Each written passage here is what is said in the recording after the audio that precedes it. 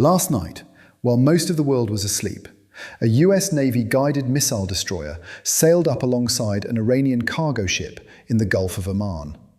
Apparently, they gave the crew 6 hours of warnings, and when the Iranians still refused to stop, the USS Spruance opened fire, blew a hole straight through the engine room. Then US Marines boarded the vessel, took the crew into custody, and seized the ship. The vessel is called the Touska, and this morning, Iran's military went on state television and said 4 telling words. "We will soon retaliate." The ceasefire expires in 48 hours. Peace talks are supposedly happening in Islamabad this week, and last night, America fired on an Iranian ship. I genuinely don't know how to tell you this is fine, because it isn't. This is the Hormuz Files. Let me walk you through exactly what happened, because the details matter enormously here. The Touska is an Iranian-flagged cargo ship, nearly 900 feet long. It was sailing toward Bandar Abbas, an Iranian port, doing 17 knots. The USS Spruance intercepted it, and for 6 hours, the US Navy warned the crew to stop. 6 hours of radio warnings, and the Touska kept going. So the Spruance opened fire, several rounds directly into the engine room. The ship was disabled, stopped dead in the water.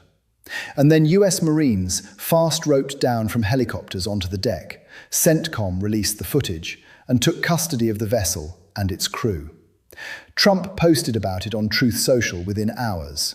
His words, and I am reading this exactly: "The Iranian crew refused to listen, so our Navy ship stopped them right in their tracks by blowing a hole in the engine room. Right now, US Marines have custody of the vessel." Now, the US position is that the Touska was under Treasury sanctions for prior illegal activity and was attempting to breach the naval blockade. Iran's position is completely different. Iran's top military command went on state television and called it, quote, "an act of armed piracy and theft by the American military." And they added the sentence that changes everything about the next 48 hours.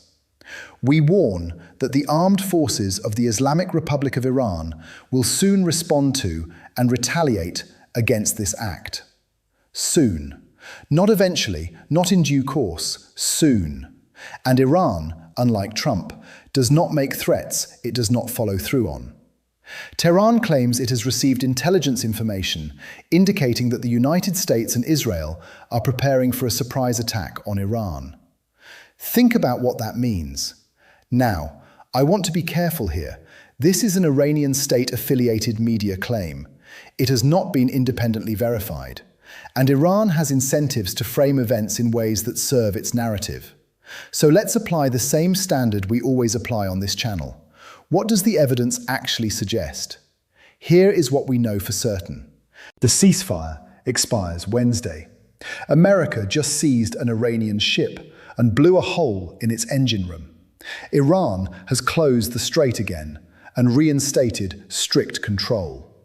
Defense Secretary Hegseth said this week the blockade will last for as long as it takes and that America is prepared to resume strikes if no deal is reached. Trump has accused Iran of violating the ceasefire, and Iran has accused America of the same. Does that sound like a situation where a surprise attack is impossible? No. Does it mean one is imminent? Not necessarily. But here is what I know about military intelligence claims made publicly by Iran's government. They do not make them casually. When Tehran says it has received intelligence about an imminent attack, it is either true or it is sending a signal that it is prepared to act as if it were true. Either way, the situation just got dramatically more dangerous in the last 12 hours. Let me back up slightly and give you the full picture of the last 72 hours. Because the ship seizure did not happen in isolation. On Friday, there was a brief moment of genuine hope. Iran appeared to reopen the Strait of Hormuz. Oil prices fell, stock markets bounced. Trump posted that the strait was open and that his China trip next month would be, quote, historic. And then, Saturday morning, Iran reversed course, closed it again, put it back under strict control, said it would stay closed until America lifted its naval blockade entirely. Trump told reporters Iran had gotten, quote, a little cute. Then the Touska incident happened Sunday night, and now we are here, Monday morning, 48 hours from ceasefire expiry. The strait is closed. An Iranian ship has been seized and its crew taken prisoner. Iran has promised retaliation, and US officials are supposedly flying back to Islamabad for another round of talks that, given what happened overnight, may not even happen. India's foreign ministry summoned Iran's ambassador after 2 Indian-flagged vessels were fired on near the strait over the weekend. This is no longer contained to US and Iran. Other nations are being drawn into the violence in those waters. The ceasefire is not holding, it is collapsing in real time. And the question is no longer whether something escalates before Wednesday. The question is what form that escalation takes.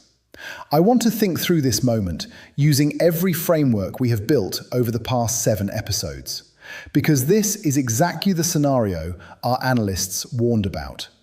Professor Mearsheimer called this war irrational from the start, built on a theory of victory that had no foundation.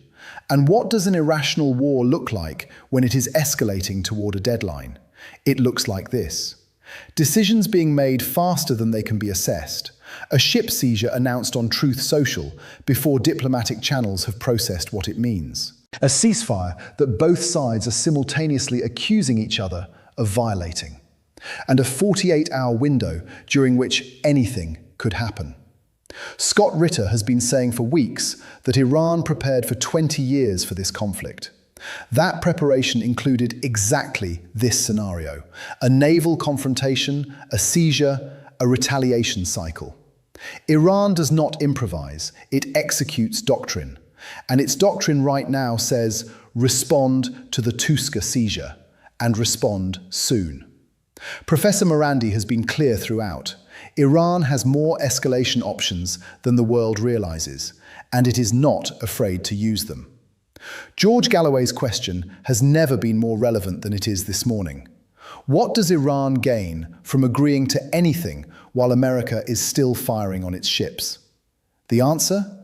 Nothing. And Ray McGovern, who spent 27 years inside American intelligence, would tell you that a situation this chaotic, this fast-moving, with this many overlapping crises, is exactly the environment where intelligence failures and miscalculations happen. Not because anyone wants them to, because nobody has enough time to think. Here is where I land this morning, April 20th, 2026. And I want to be completely straight with you about how uncertain I am. Because anyone who tells you they know exactly what happens in the next 48 hours is lying to you. What I can tell you is this: every indicator is pointing toward escalation rather than de-escalation. Iran has promised retaliation for the Touska seizure. That retaliation could come before the ceasefire expires. If it does, the ceasefire is dead, and Wednesday becomes irrelevant. The talks in Islamabad, if they happen at all after last night, are starting from a worse position than the talks that already failed. America needs Iran to agree to nuclear limits. Iran needs America to lift the blockade and pay war reparations. Those positions have not moved. And now there is a seized Iranian ship, a furious Iranian military, and a 2 million view post claiming a surprise attack is being planned. The Hormuz Files made a prediction last episode. We said a deal gets done before April 22nd. Not because the two sides agree, but because both need one more than they need to be right. I am less confident in that prediction this morning than I was when I made it. The Touska changed the calculation. Not because one ship matters strategically, but because of what seizing it signals. It signals that America is willing to escalate right up to the edge of the deadline. And Iran, based on everything we know about how it operates, will not let that signal go unanswered. Subscribe if you haven't. Share this right now, because what happened last night is the biggest single escalation since the war started, and most people still don't know the full picture. And tell me in the comments, do you think Iran retaliates before Wednesday? Or does some last-minute miracle pull this back from the edge? I'll see you in the next file.